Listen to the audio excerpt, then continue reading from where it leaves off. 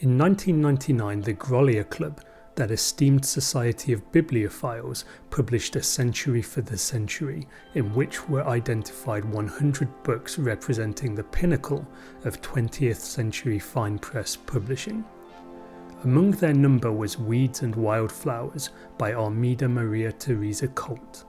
The book was published under the imprint of Colt's own two-horse press, but the production was fundamentally the work of Will Carter at the Rampant Lions Press in Cambridge. Production of this 1965 edition was limited to 250 copies. The book arrives in a modest buff slipcase containing a folio-sized volume quarter-bound in green buckram. The sides are covered with a delicate yellow Tatsumaki Japanese handmade paper crisscrossed with long fibres that have the look of hair. This material is attractive but prone to damage and should be protected.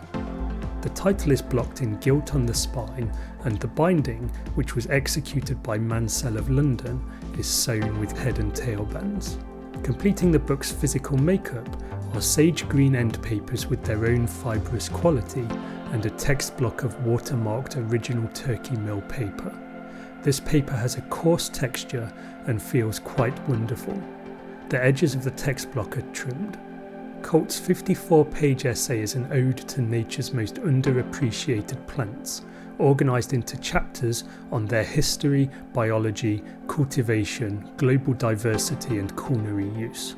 It's a bit of a whirlwind, dashing from one species to the next, and those who are botanically challenged may find their heads spinning as they bounce from primroses to pansies, mountain orchids to monkey flowers. But Colt knows her subject matter and is clearly invested in advancing the humble weed's cause. The text is set in 16-point monotype-origami. Somehow this italic text is an apt choice for a book so often concerned with botanical taxonomy.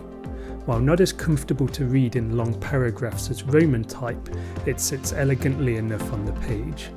As usual, the book ends with a colophon that is hand-numbered and signed by the illustrator. On this occasion, illustrations take the form of wood engravings by George Mackley, one of the 20th century masters of the craft. According to Albert Garrett in A History of British Wood Engraving, he makes no claim to being a creative artist and always stresses that he is primarily a craftsman. This craftsmanship makes Mackley ideally suited to illustrate a work such as this. Each of the 11 engravings of botanical specimens has the studied precision of a scientific diagram without compromising on aesthetic appeal. They comprise a collection of full-page, half-page and smaller vignette images, including a frontispiece that austerely faces a title page printed in black and mustard yellow. The quality of reproduction is quite flawless. Alongside the main volume sits a separate portfolio of prints. This is bound in the same cloth over Tatsumaki design and includes an extra copy of each of the engravings, each with an inoffensive caption. They are printed on Japanese hosho paper, which has a quite similar texture to the surface used in the book. Overall, this is a book whose subject matter will only appeal to some, but whose production and illustration tour de force should satisfy any collector.